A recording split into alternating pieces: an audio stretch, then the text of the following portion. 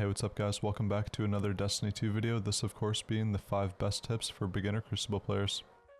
Starting at number 1 is learning the maps. This one comes with time, there's like 40 maps in the game right now, and most people have been playing them for years, so it makes it a little bit rough for new Crucible players.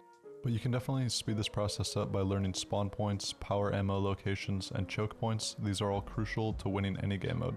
And choke points are usually controlled by the game mode, but some maps do have permanent areas where people engage normally. Overall, you just need to play a lot of Crucible and explore these maps as much as possible. For tip number 2, use cover into movement. So whenever you get into any engagement, you never want to overpeak unless your enemy is low or you're going to team shot with somebody else on your team. And always play your life. Not dying is almost always better than getting a trade. But as far as movement goes, this one gets back to the first tip. The longer you play the game, the better your movement gets.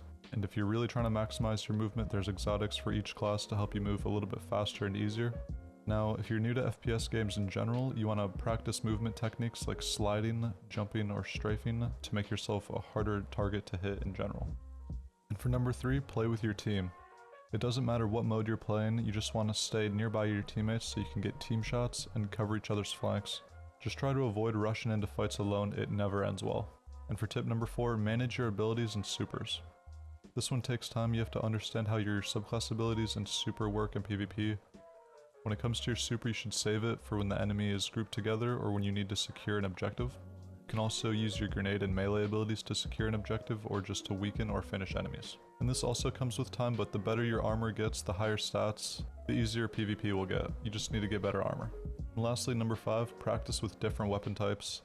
I always recommend hand cannon shotgun as the best combo, but experiment with various weapon types such as auto rifles, submachine guns, shotguns, snipers. Find out what suits your playstyle best.